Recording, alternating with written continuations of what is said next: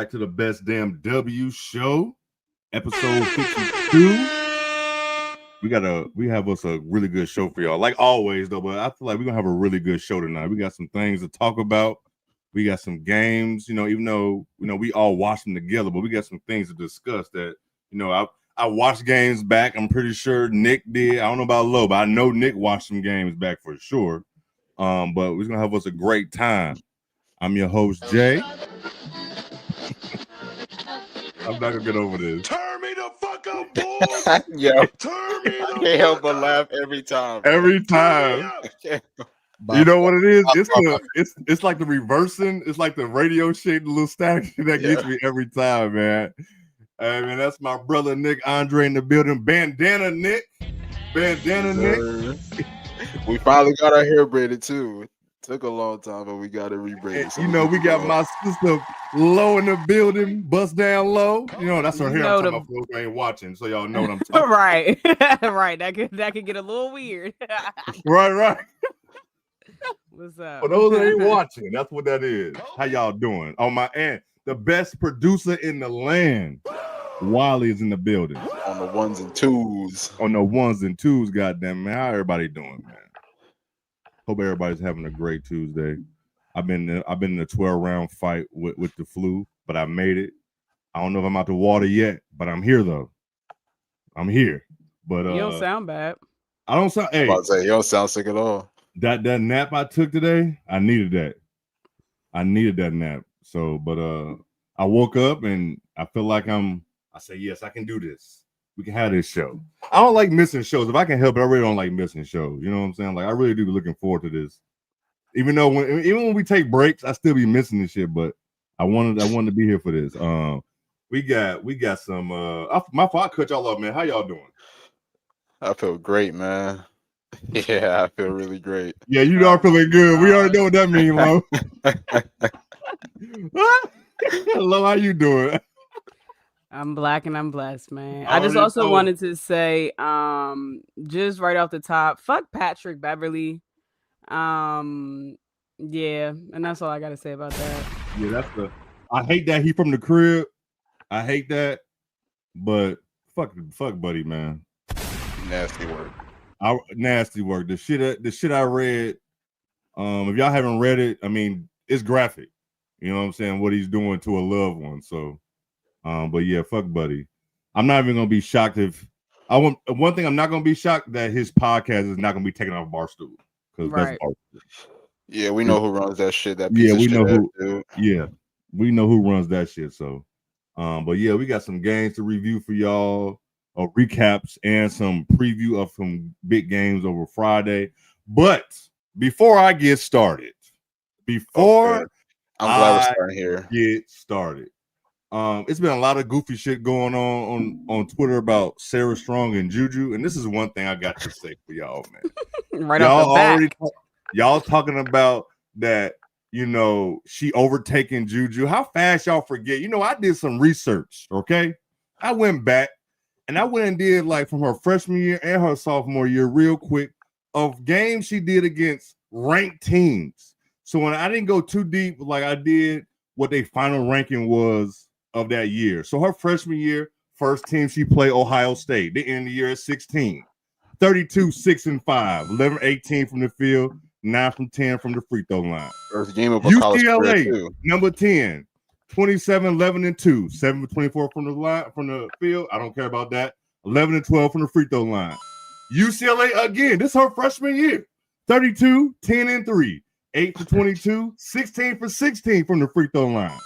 Number 22, Utah. Oh yeah, for those that know, Pac-12 was a great conference. Bro, Pac-12 in the last year was amazing hoops. Bro. Amazing conference. So y'all know, Utah, number 22, Utah, 26, 5-2, 11 for 22 from the field, 3 for 4 from the free throw line. Number 8, Oregon State, 28, 6-1.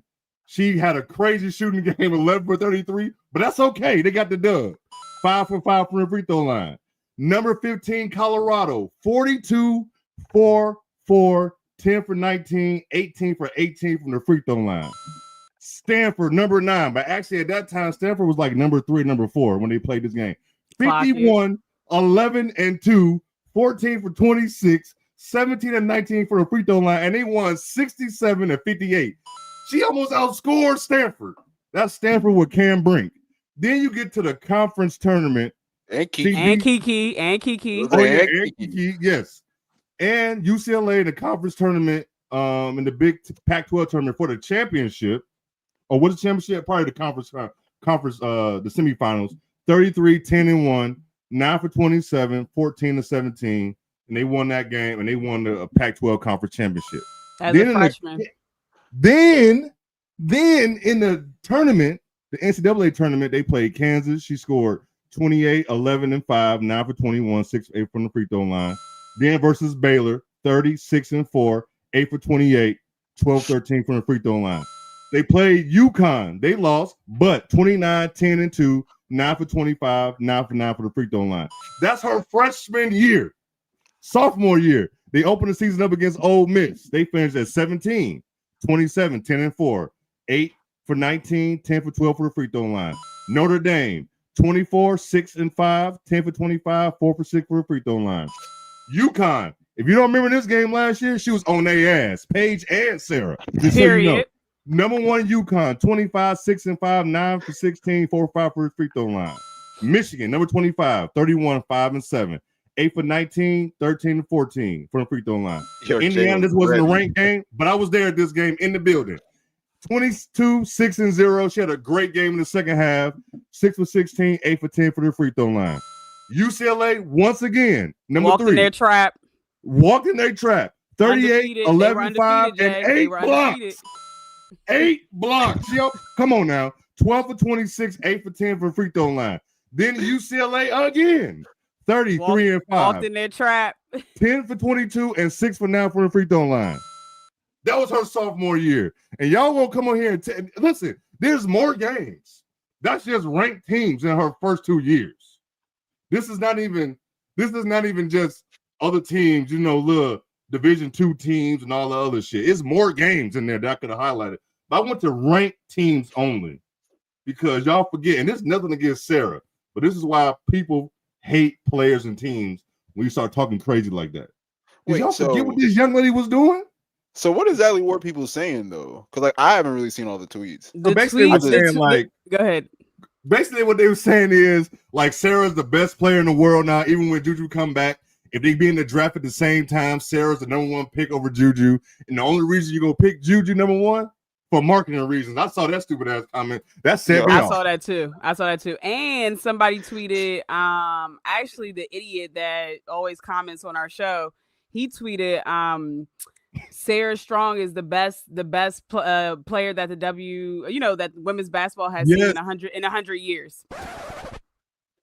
So that hang on real quick. So that makes you better than Caitlin Clark to a lot of those people then. Correct. Yes, that's basically what people are trying to say now.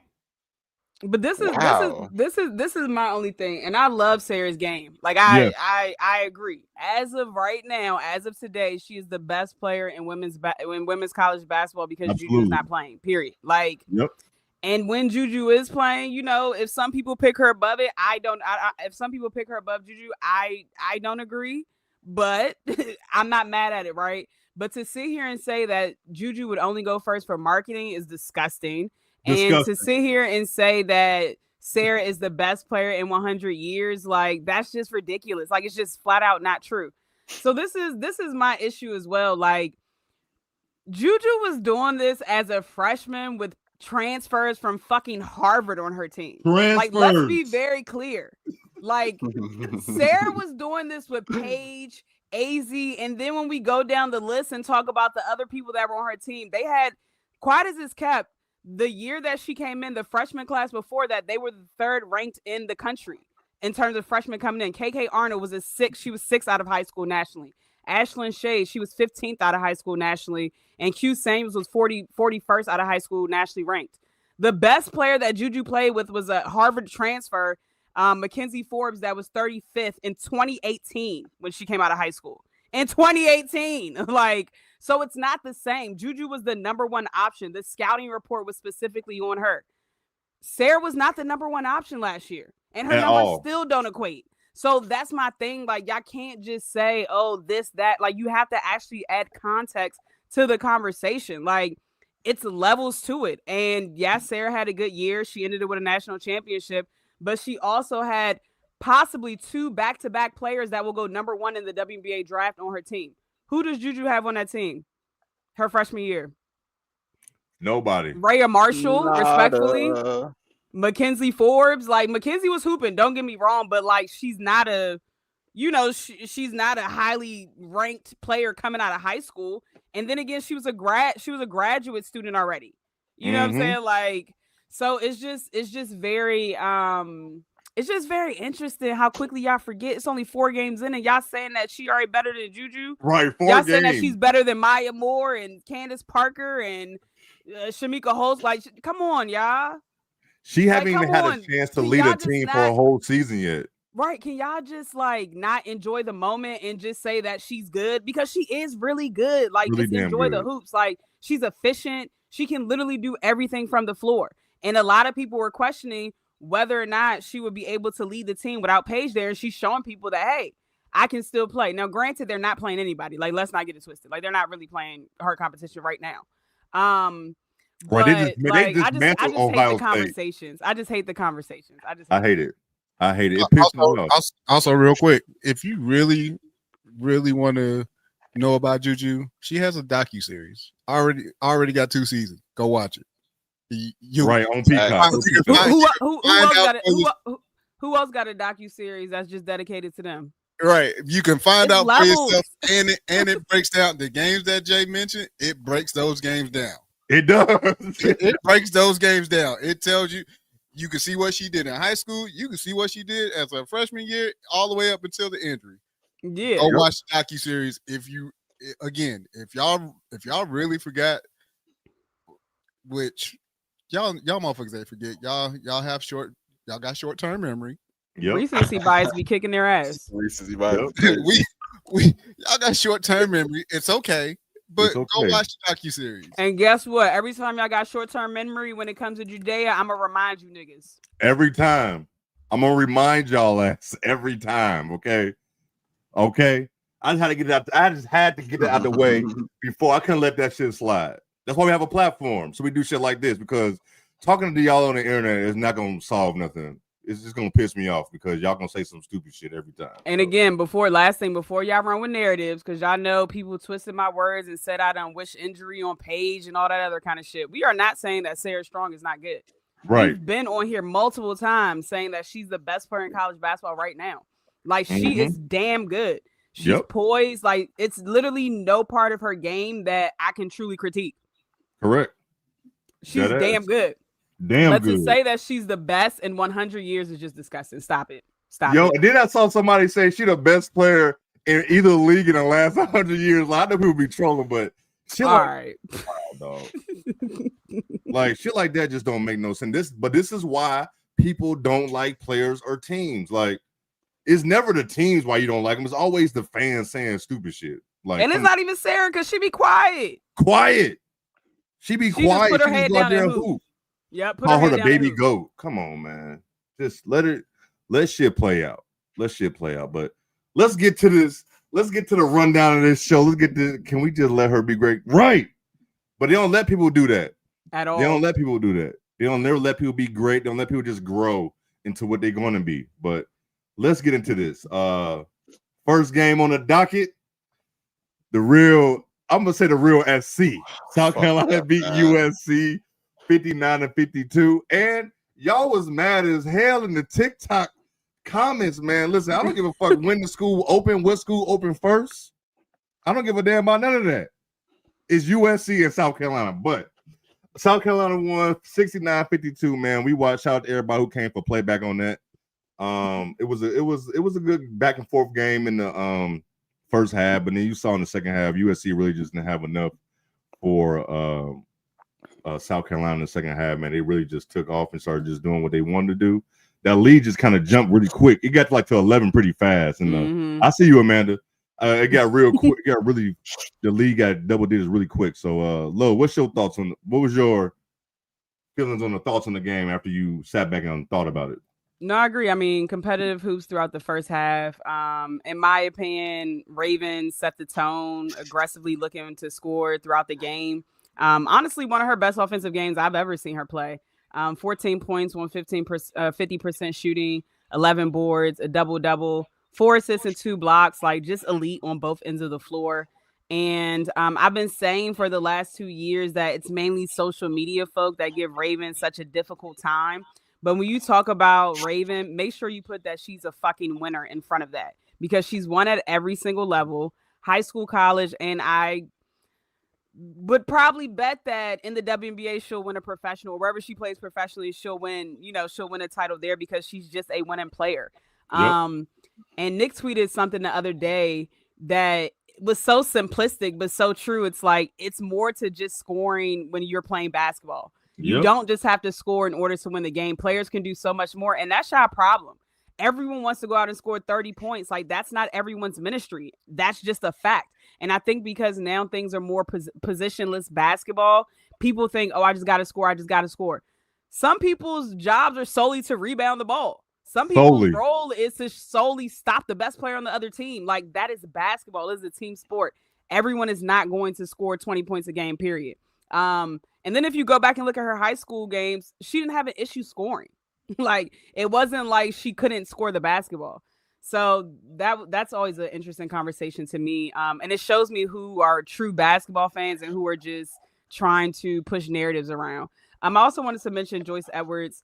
Every game, it just seems like she's getting better and better and more comfortable. And it seems like the game is slowing down for her. 17 points, 10 boards, and it looked effortless. It looked effortless to me. She was having her way. And honestly, I wish South Carolina would have went in a little bit more to her, because USC had no answer for her at all. They had zero answer for her. And the one thing I like about this South Carolina team in particularly is their starting five all were in double digits except Medina. And even though she wasn't in double digits, she had double digits rebounds with 15. So overall, I think that the biggest thing for Southern Cal, like, a tough loss, and I don't believe in moral victories, but when you truly go back and look at the game, when you look at the rebounding margin and just their inability to knock down shots, I think they shot like 1 for 14, 7% from long distance. And they got out rebound. I think it said like 51-28. So you can't win a game like that. But I think it was a good game. I got you, Lo. 56-32. 56-32. So you can't win games like that. You simply can't win games like that. And I think it really showed how much they truly miss Juju. And so, yes, we know that Juju can score, but when they really needed a bucket, they didn't know who to go to. London Jones was definitely letting that bitch fly. Letting it fly, boy. I mean, and doesn't care at all, right? But I think you also just see, outside of the obvious reasons they miss Juju in regards to scoring, you also miss her defense. Like, people don't realize that she took a jump from her freshman year to her sophomore year last year in regards to defense. Like, we can just look at rebounding, just for example. She averaged damn near 7 rebounds last year. Like, they missed that. And when you look at the deficit in the rebounding margin, like, Juju could have helped with that. So overall, I like this South Carolina team. I really do. They're very versatile. Everyone didn't even play their best game and they still beat them. So USC has, something to hang their hat on in regards to all these things are fixable. Like rebounding the ball, that's fixable. Shooting better, that's fixable. So all these things are fixable. But I think they can hold their hat on like, hey, we know South Carolina is probably going to be in the Final Four this year. We know that we hung with them for at least one half. Now let's get better and see how good we can get in terms of like matching up with them at the end of the year. What you got, Lo? I mean, what you got, Nick? My bad. I was reading what Wiley said. I agree with everything Lo said. I mean, I give credit to South Carolina for coming out and taking care of business, which is something that we all expected. I see a lot of people, they talk about South Carolina, like how they're not good, how this, that, these issues, that issues. To me, like when I look at South Carolina, I think their biggest issue is that they don't go hard for 40 minutes. Because I ain't gonna lie, if they locked in all 40 minutes and played hard every single possession, they could win by way more. Like even for instance, like they won this game by 17.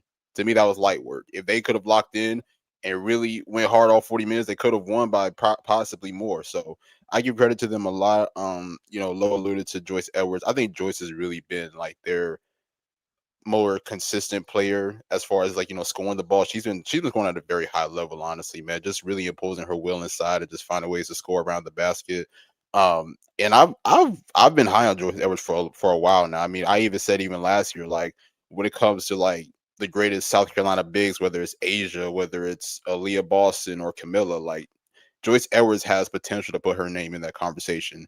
And I said it even last year as a freshman. So to see how much she's came into this year, her sophomore year, and show more dominance, that's the crazy thing too, because she's only a sophomore. So she's gonna have potentially two more years of development, at the college level to prepare for the next level. So I give her a lot of credit.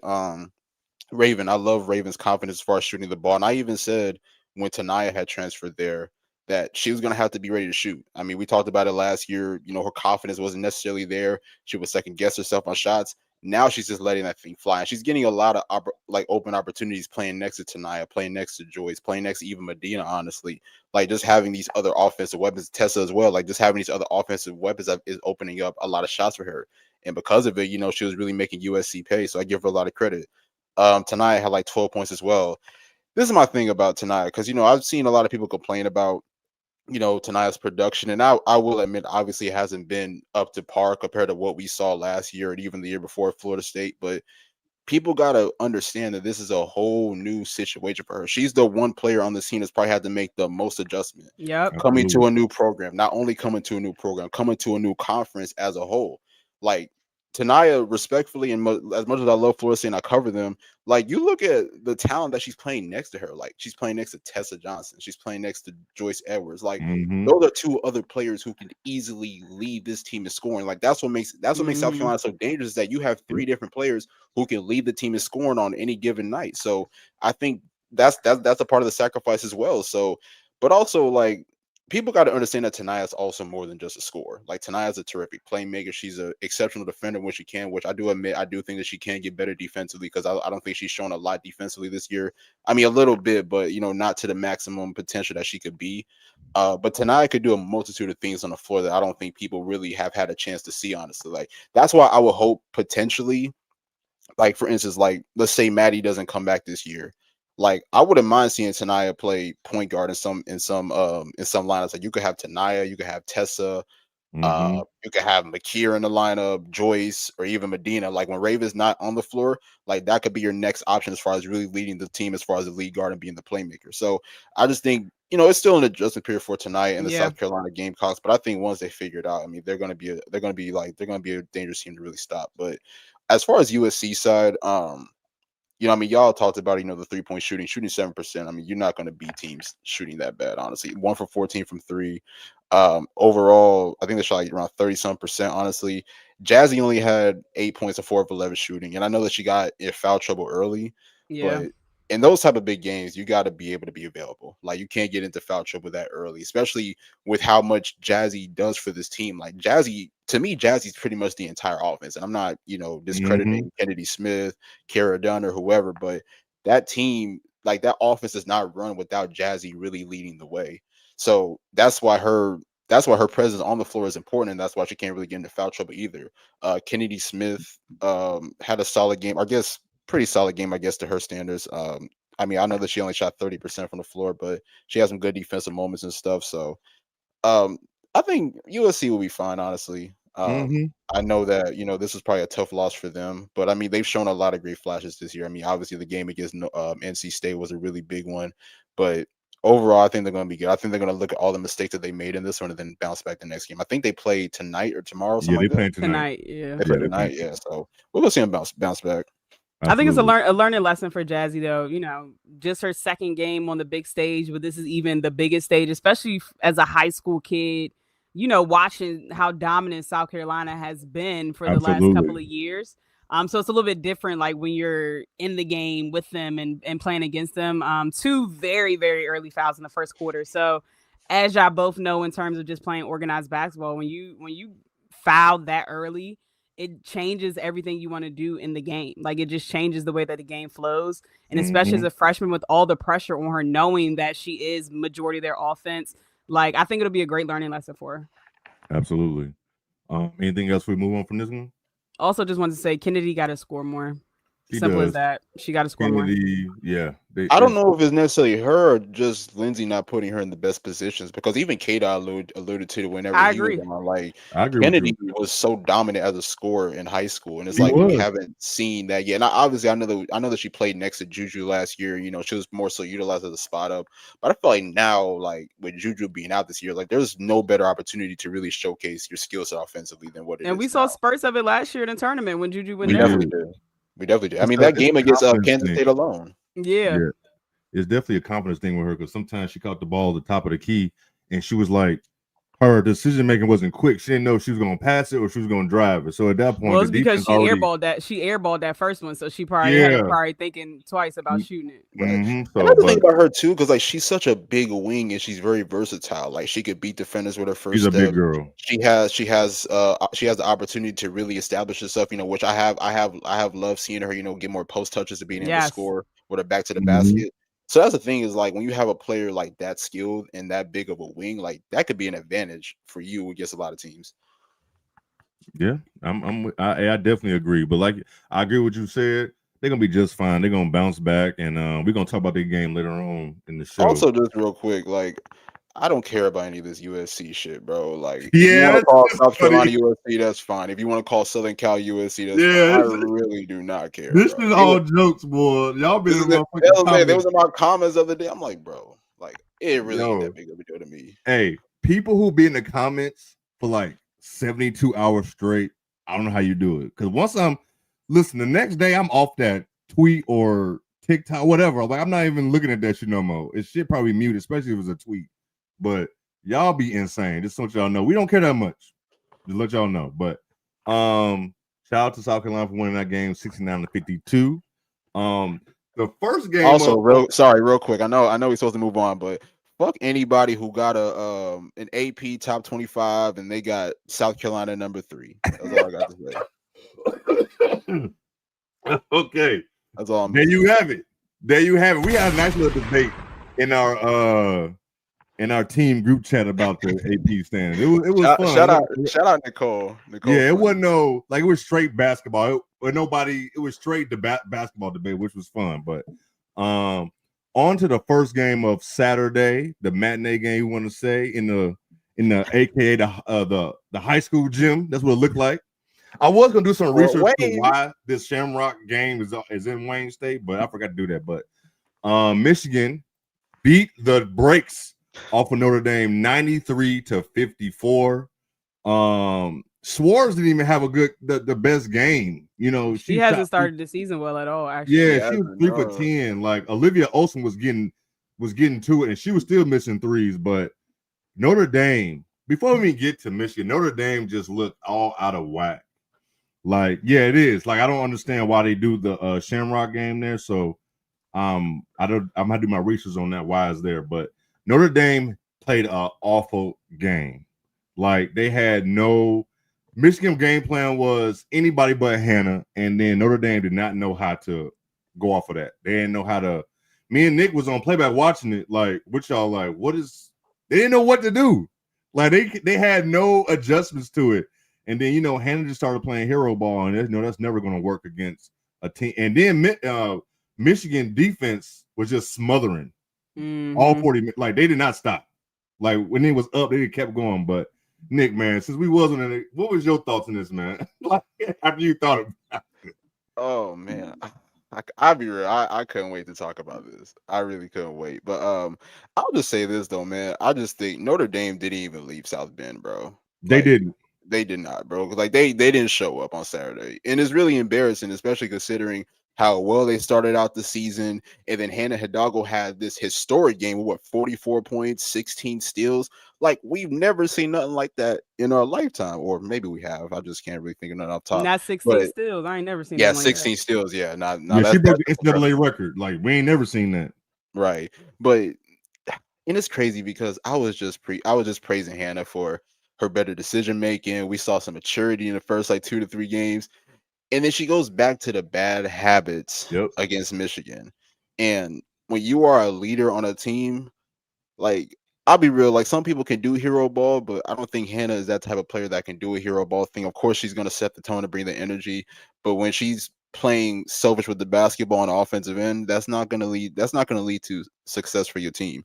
12 points, shot 4-21 from the field, 0 away from 3, had 7 turnovers.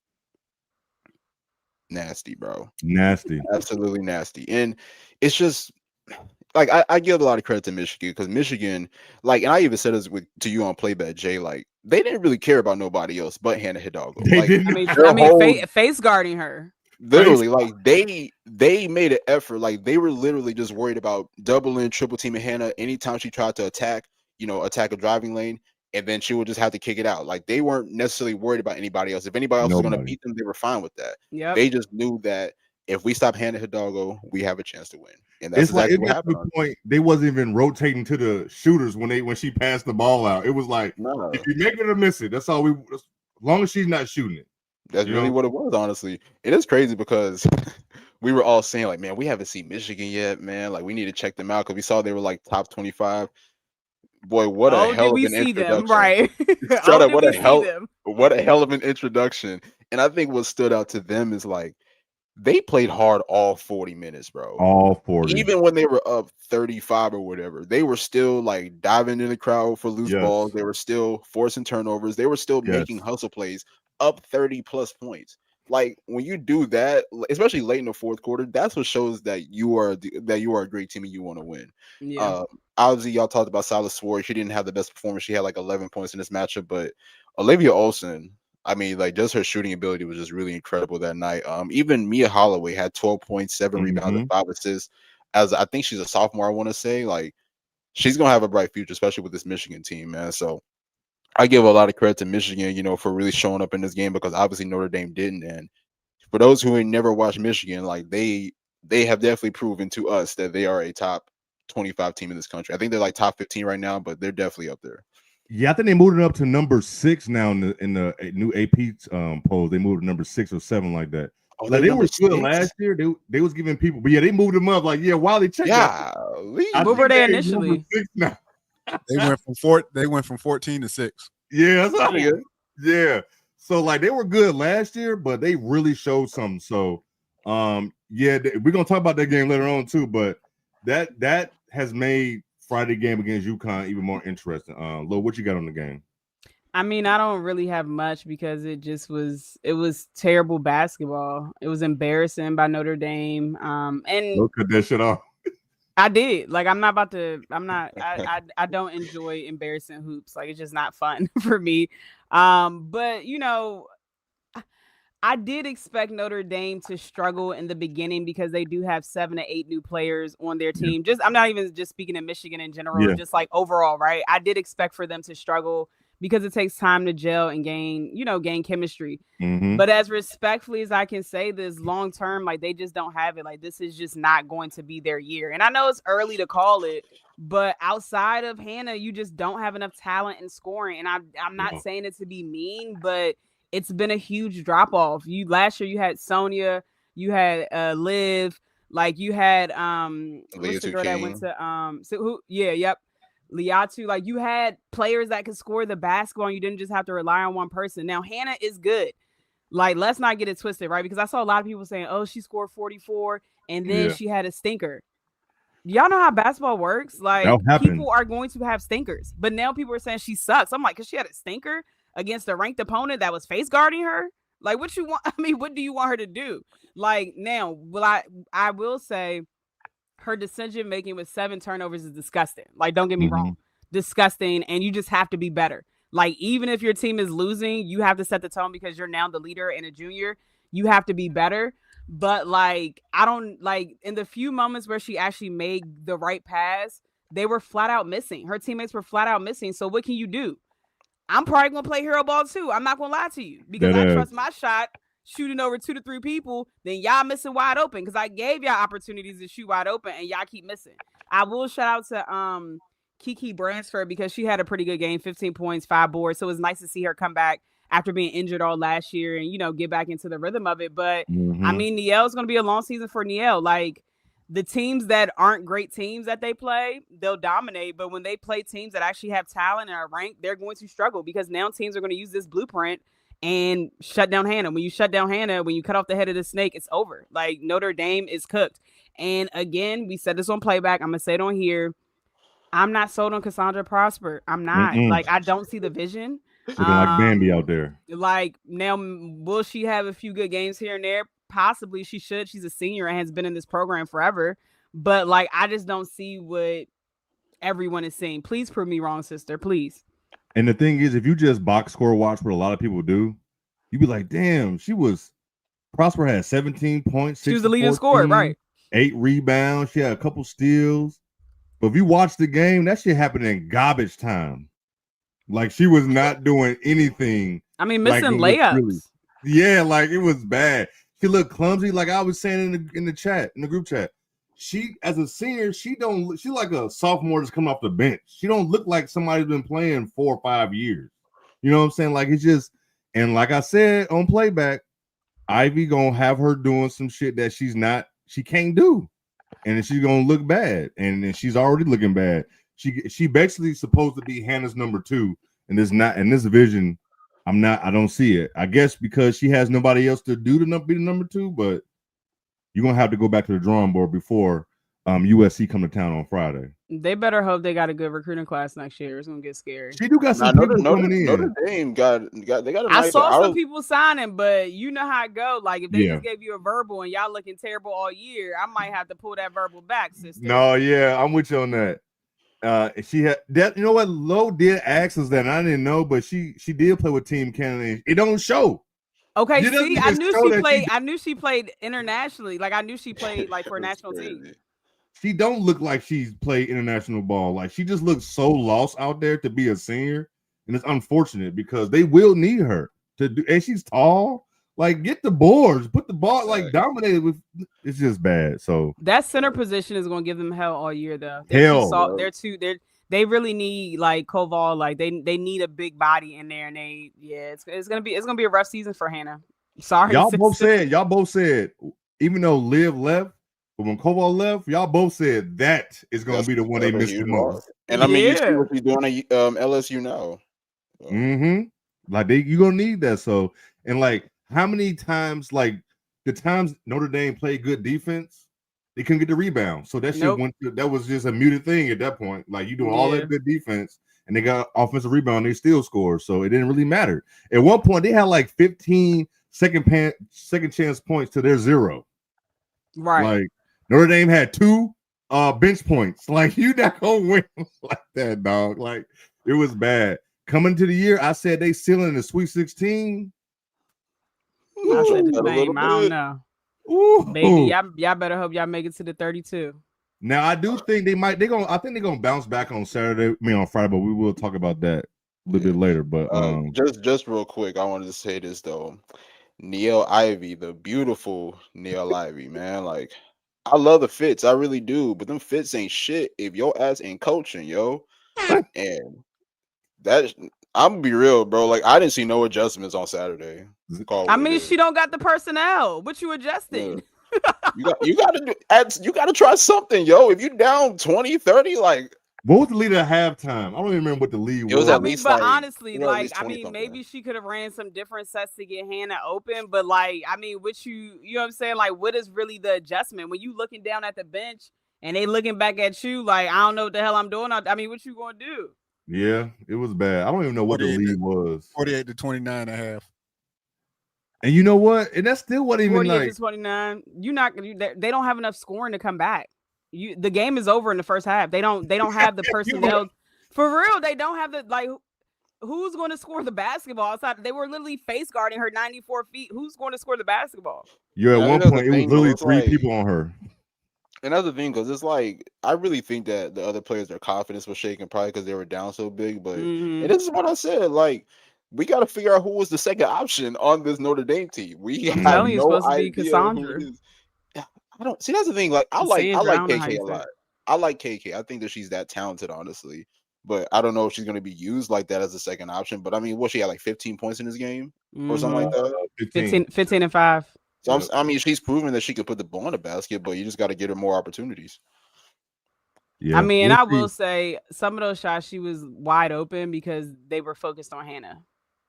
Yeah. It's what So you're as supposed long to as do. she, You got to make that's what shots. I'm saying. That's what I'm saying. Knock them down. The other people just simply weren't knocking down open shots. If it's Cass, it's a The wrap. rap.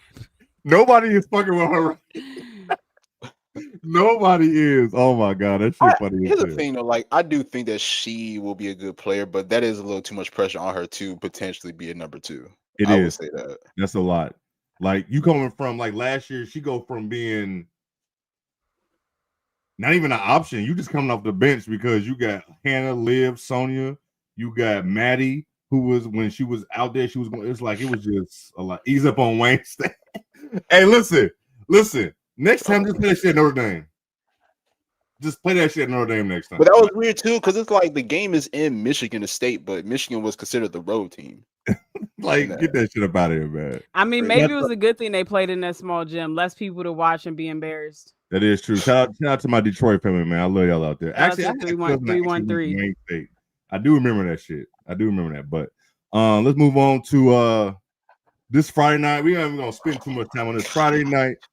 Duke loses to West Virginia. They only had 5 players in the first half. If y'all don't, the second half, y'all don't know. It was like a little scrum. I forgot who it was. A player pushed the player, and then the whole bench for West Virginia came off the court. Yeah, Duke's player. I can't remember the Duke player, but yeah, they had. I think they had blocked the last 3 of the half. Yeah. And then old girl started taunting Jordan Harrison, the point guard on West Virginia, didn't like it, so she shoved her. Yep. And it became a whole debacle. And then West Virginia lost 6 players to ejection, and Duke lost 1 player to ejection. And that in the situation wasn't even that bad to come off the court. It wasn't. Come off the bench like that. But shout out to West Virginia players, man. 5 players in the whole second half.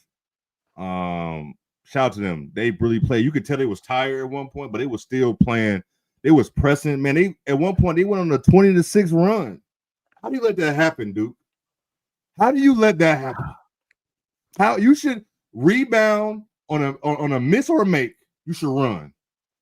They make it, run. They miss, run. Like, what are we doing here? So I've already said my piece about this, like the next day on playback. But Lo, what's your thoughts on this? Nick, I know you got some thoughts. I mean, I don't have much. I'm just disgusted. It's just no excuse for this. It's literally no excuse for this, especially with Duke being a ranked team. You're shooting 16% from deep and 45% from the free throw line when you're only playing against 5 players. Like I really don't have an answer for you. I really can't. Like I've just never seen anything like that before. Nothing. Like the score in the second quarter was Duke had 8 points and West Virginia had 9. Like this is collegiate D1 basketball. Y'all can't score the damn basketball. Like 8 points.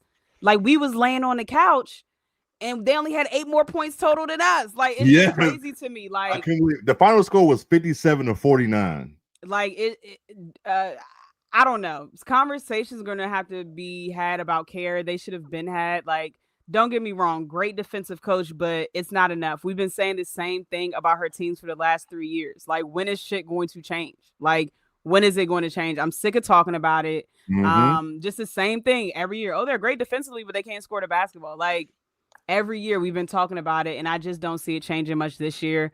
I don't enjoy watching Duke basketball. It's not great basketball to watch. If you like defense, it's something to watch, but like they cannot score the basketball. Like it's like I don't understand why they're running Iverson cuts when they don't have the personnel to do so. Like it's just things that just are mind-boggling to me. And I also don't understand if Kara is this defensive mastermind like people are saying, why does she not have offensive coaches on the staff that can help her on that end? Like, it's just something that I'm not understanding, but the offense should not be that bad. It just shouldn't be. It shouldn't be. And Toby only playing 24 minutes. That's another thing that I just don't understand. But go ahead, Nick. I mean, Lo talked about it. They just can't score. And it's just embarrassing, honestly, especially when you are a Division I college team. Not only a Division I college team, you guys are the reigning ACC champions. Like, this is just embarrassing with the start so far. Like, you know who was their leading scorer? Tyina Mayer with 10 points. Yep. Nobody else scored in double figures except Tyina Mayer. Yep. And I give credit to West Virginia because obviously, with the circumstances of them losing a lot of their players, they came out and played hard, honestly. Like, it's just embarrassing how Duke, like, they got outscored 24-9 in the third quarter against bench players, respectively. Or there might have been a starter. There might have been 1 or 2 starters still left, but majority of their best players left. I mean, Jordan Harrison got ejected. Kiara Wheeler had got ejected. Gia Cook had got ejected. Like, those are your 3 best players that you don't have. And if you're Duke, who is already up at the half, they're up 23-20 at the half. You got to capitalize off of that, bro. You have to, like, you guys were just in, where did they get to last year? The Final Four or the Elite Eight? I think it was Elite Eight. Elite Eight. Yeah, Elite Eight. So y'all just got to the Elite Eight last year, and y'all are regressing compared to what you guys were the previous season. Like you said, I mean, I just don't know what Carol Lawson is doing as far as the offensive end. Like the Iverson cuts, I mean, K-Dot also alluded to it as well when he was on here. Like, it's like, to me, I feel like they got talent, but it's just they don't showcase it enough. Like, Ashlyn Jackson has shown to be a great wing scorer, especially in previous years. Now she can't throw shit in the ocean. Like, it's just flat out insane to me. Toby Fournier, I don't understand why you're not utilizing her enough. Like, you could easily, like, she's that versatile of a player, and I know that she lacks some size as far as, like, you know, as far as framing and everything, but you could put her in situations to where she could score the ball at all 3 levels, if you ask me. Like, you can get her the ball in the high post. You could get her some, like, deep positioning. You could allow her to space the floor, potentially knock down shots. She's that versatile of a player. And when you have a player that versatile and who's shown to be your best player on the floor, you have to utilize her. She has to touch the ball every possession, but you also have to put her in crucial moments, you know, during the game as well. So it was just an embarrassing loss by Duke. You know, I'm not surprised that they are out of the top 25. They don't deserve to be in the top 25, especially after what we saw. Like, they were down like 15, like in the third quarter, fourth quarter. I'm like, bro, there's just no way that this is happening right now. You guys were up at halftime. West Virginia loses more than half their players, and you guys still lose the game. Like, I don't get it. I just don't get it. I didn't get it, man. It was bad basketball. So it's definitely gonna be some conversations about coach over there and with Duke. I know that ride back to Durham was bad. I know we're talking about stadiums, but we talk about Wayne State, but the shit they had Duke and West Virginia playing at, that looked like a damn hall in a hotel. I heard it was a resort. Don't ever go there again. I don't want to see that shit no more. That white only stadium they had them girls playing at. Don't ever do that shit again. That's all I got to say about that game. Let's move on from that. Let's preview these 2 big games on Friday. We're gonna be on playback for both of them. We'll be on playback, but on Friday night, 6 p.m. Eastern, we got USC visiting Notre Dame and South Bend. Man, who y'all got in this matchup, man? Now, first of all, before y'all make y'all picks, Nick, who is going to guard Hannah? I'll say Ken. If you're smart, put Kennedy Smith on Hannah Hidalgo, because I think, you know, especially with, you know, just her active defensively with her hands, and then also her physicality as well and her size, I think that she could really disrupt Hannah Hidalgo on the offensive end. Now, look, I mean, obviously Jazzy has shown to be a good defender as well, and I don't think Jazzy would do a bad job guarding Hannah. But if you ask me, like, who between those two, who has to guard, I'll say Kennedy. Yeah, who you got, Lo, for the guard Hannah? I think Lindsay will do something like throw London on her. I mean, London is a good defender. She's not a bad defender. They're around the same size. So I mean, yeah, no, that ass. I can see that. She'll probably see her a few times. I think they'll mix it up a little bit. They should. But I agree. I wouldn't mind seeing Kennedy. I don't know if Hannah's a little bit too quick for Kennedy, because she's so small. But I mean, I think that'll be an interesting matchup as well. But I think she should at least throw a few bodies at her to you know, change it up a little bit. I'm not mad at that. I am very excited about this game. I really want to see, because I don't think Notre Dame plays another game until Friday, so they had a lot of time to prepare for this. I'm really anxious to see how they come out from being embarrassed like that. They both coming off losses, even though USC has a game tonight, so they're probably gonna come off a win, but still, national TV, they both want to come out and win this game. Lo, who you got winning?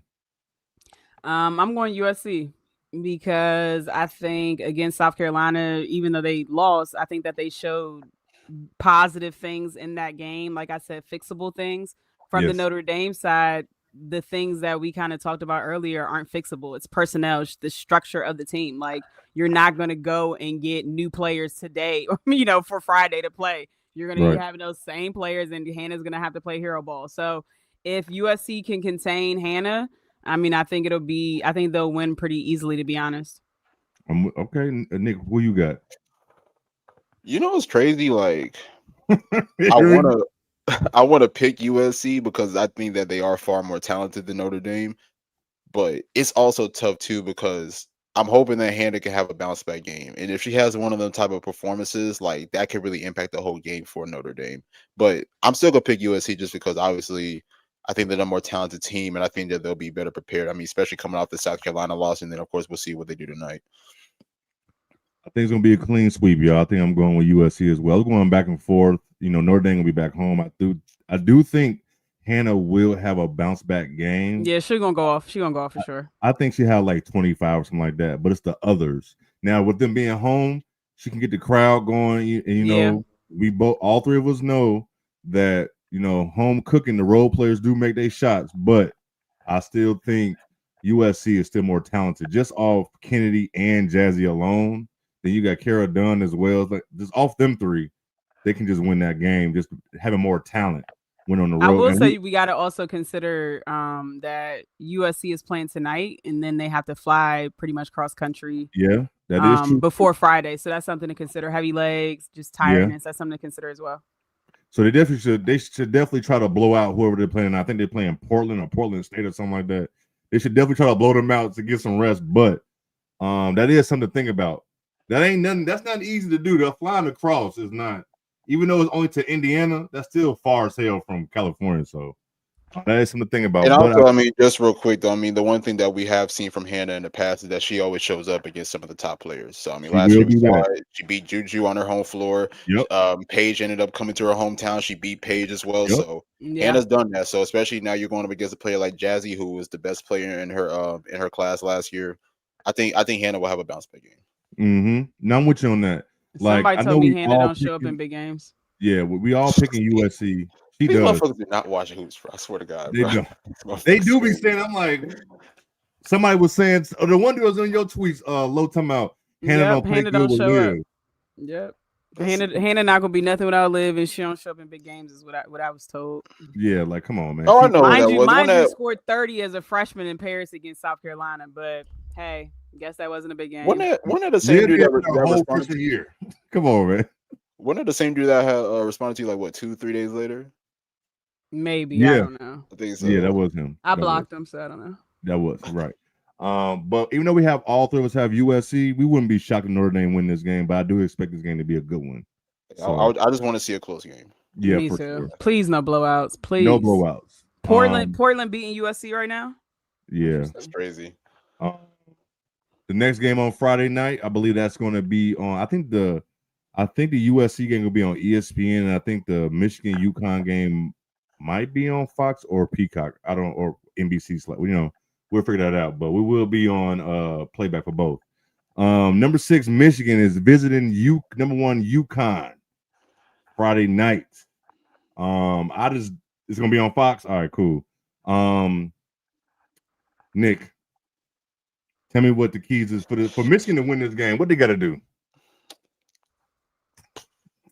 You got to be able to guard the perimeter, most definitely, because UConn is a really good shooting team. But then also, I mean, the main focal point has to be Sarah Strong. Like Sarah Strong is really the engine of that team, and like just her ability to score and facilitate, both at a higher level. I think that's what really makes UConn go, honestly. But I will say this though too. I mean, I think that because I do think that UConn will win this one, but I think this will be their first like legitimate test this year. If you ask me. I mean, I know they faced Louisville. I know that Ohio State, respectfully, they dismantled them. Yeah, Florida State the same way, but like I think especially with this being a ranked team, honestly, and then this is a team that's got a lot of confidence coming off of that big win against Notre Dame. They're going to show up, and we saw how elite they were defensively as far as being active, making the hustle plays, forcing turnovers. I think they're going to try to do the same thing, honestly. So I think this is going to be closer than what a lot of people think, but I still think with UConn's experience and just them having such a talented team, they're going to pull out the win. How about you, Lo? I don't think Michigan has a chance. I'm not gonna lie to you. They might make it cute in the first half, but UConn is just too talented. I think that they're one of the most talented teams in the country, and I think that they still haven't fully clicked all the way, and they're still playing elite basketball. We still haven't seen Sarah go off yet. Yeah. We know what we're gonna get from. We know what we're gonna get from Sarah Strong. When I say Sarah, I meant Williams. But we know what we're gonna get from Sarah Strong. We know AZ is gonna knock down shots. Their role players are doing well as well, like K9 coming off the bench. Yep. So yeah, I mean, I think Michigan will have to, in order for them to compete, they'll have to bring that same defense that they brought to Notre Dame, but it's different because it's not one player you can face guard because because UConn will knock down shots. So you can't just you have to play them straight up man to man. So yeah, I just don't see Michigan winning the game. I'm not gonna lie to you. It's tough coming off a game against Notre Dame and then your next game. I don't think at least they won that one though. Yeah, it's tough. Then your next big televised game is against UConn. It's like, goddamn. Now you're number 6 and shit like that. So it's just it's tough. And just real quick, Jay, before you go, I have to say this too. Like Silas Swords, I know that she hasn't had the best start to the season, but I think that game has to be one of them games. Yeah. Honestly, I mean, like you said, I mean, I know that Michigan has a really great supporting cast surrounding her, but if they gonna have any chance of making this thing competitive, Silas Swords has to be at her best. I definitely agree with you, Nick. They definitely need her to be have one of them games to even have a chance. I hope it don't. I do think it's gonna be close in the first half, and then I think they might get blitzed in that middle of that third, closing out the third quarter. And that's what I'm worried about, that third quarter. Yeah. So if they don't get blitzed in the third quarter, I still got UConn winning. It could probably be a close game the whole game, but. I mean, if she don't have at least 25, I just don't see them having a chance, to be honest. I agree. She's very capable of scoring 25 points. Very much so. And also Olivia Olsen too. I think that she's going to have to be good too. Absolutely. Yes, they definitely would. They cannot have their big time players cannot have an off game whatsoever. And they coach, I forget her name. She has to be locked in. Like she's a good coach, though. I like her. She's a really good coach. She's a really good coach. I forget her name. Forgive me, is any Michigan fans here, but she has to be locked in because Gino gonna have them girls ready to go. They playing at Mohegan Sun. Oh, okay. That's okay, cool. But yeah, they're gonna be in Connecticut. So yeah, man. Hopefully that's one a good game. That's all we ever ask for, especially when we on playback. Right. When the last good close game we had on playback? I don't even know. Probably in the finals when Asia hit that game winner. Yeah, that's it. Yeah, that's probably the last one. You're right. We ain't had a good college game yet, so I'm hoping for that on Friday. I think we will get that. At least the USC Notre Dame could probably be like that, but at least I want both of them since we both will be on playback. But yeah, man, I think we all going UConn clean sweep again, and I just don't think UConn has lost there. Yeah, they're not gonna lose there. I mean, that's pretty much their home. I mean, state, like yeah, it is pretty much. Yeah. So, then the preview for the game. I know there's no other big games on the weekend. I do want to shout out TCU.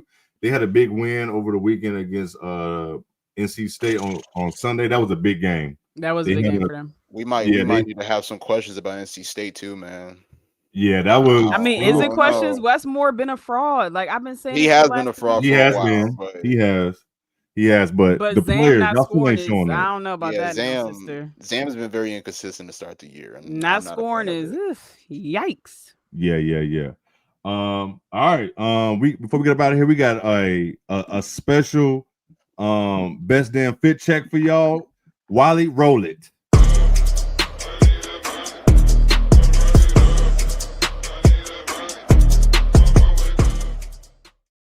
I know it's been a while for y'all, man. I know y'all be missing it. We're probably gonna have best damn fit check is probably just gonna be a W type segment because these young ladies be wearing sweatsuits to the game. It really ain't no fits getting off, but we got one fit check for y'all. And Wally, give us the fit. Bam! Natasha Howard got her jersey. She got her jersey retired on, was that Sunday, right, Nick? That was Sunday, yes, sir. Sunday, so we want to just honor her with this because she always got that shit on. The accessories, I saw her walk out. I was like, God damn, yo. Yeah. Oh, yeah, she was styled by Sydney Colson's girlfriend. Oh, for real? Amadi, yeah. Oh, that's what's up. What y'all ranking this chat? I see 9, Sufa, I see 10. I'm going 10, yeah. But why is it a 9? Why is it a 9? I mean, why it ain't a 10? Right. I want to know 9. Why is it a 9? Hey, she clean. That's Yeah. clean. Everything is on She point. poured up in style, boy. She did that. She did Like, that. what would she have to do to make it a 10, or y'all just? Yeah, y'all what just the hell she got to do? Y'all, I ain't worried about them 9s, man. I mean, Well, not for bad. TJ, But y'all like Jay different why is it a shoes? Like, 9? I Y'all need to like know. different shoes? What y'all Right, like? Jay Lynn's and TJ, y'all explain yourself. Explain yourself. Why is it a 9, not a 10? Change the color. But that's their colors. That's the That's their Florida colors. State. That's So for those who Garnett. don't know, this was in Tallahassee. This was at Florida State court. Natasha Howard had gotten her jersey retired, and obviously Florida State wears garnet and gold. Yeah, that's why. I think the accessories on point, the bracelet, the watch. The shoes could have been different. I don't mind the black shoes, but they could have been different. What color shoes? You think the shoes should have matched the whole fit? I wouldn't Not red, but I mean, you could have went. I mean, maybe brown. I guess I don't know. Because her accessories are gold. Yeah, I liked it. I think she looks great. Yeah. If you went below a 9, I really gonna be questioning you for sure. But if you a 9, I can deal. But I'm giving her a 10. I'm definitely giving her a 10. But Wiley, before we get up here, put the QR code up there for the people. Wiley, that's a 10, no doubt, man. I forgot about that earlier, but since y'all up in here, Danielle, we'll talk about the CBA stuff next week because some other stuff will probably come out. But I read that right before we hopped on. Absolutely. Everybody in the chat on Twitter and on YouTube, hit the QR code that get the links to everything, all our socials, even our Substack, man. Like our Substack, we are putting out. They even got me writing. They got me writing. Let niggas know we working over here, man. We are working. We got people putting up the games. Shout out to Chris and Angela and Nicole. They was at the USC South Carolina game on Saturday, man. We just out here, man. Everybody's doing their thing. We got multiple articles every week coming out. Hold on, did we talk about? I'm not wasting time on LSU and Tulane. I'm not gonna do that. But yeah, man.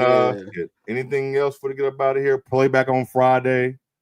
Check out the articles on Substack. Make sure y'all hit the QR code. Nick, Lo, y'all got anything? Let's go watch Bron. Bron back. While let's get up out of here. Bron back. And y'all said the NBA didn't need him. Everybody's excited to see this dude come back, man. I'm just trying to see my Lakers play, but I know you do. I know. I like to report. I got to know. Oh my God! Probably she is Steph fan. Yeah, that don't mean you gotta not like him. Anyway, Steph was just on Bron podcast. Huh?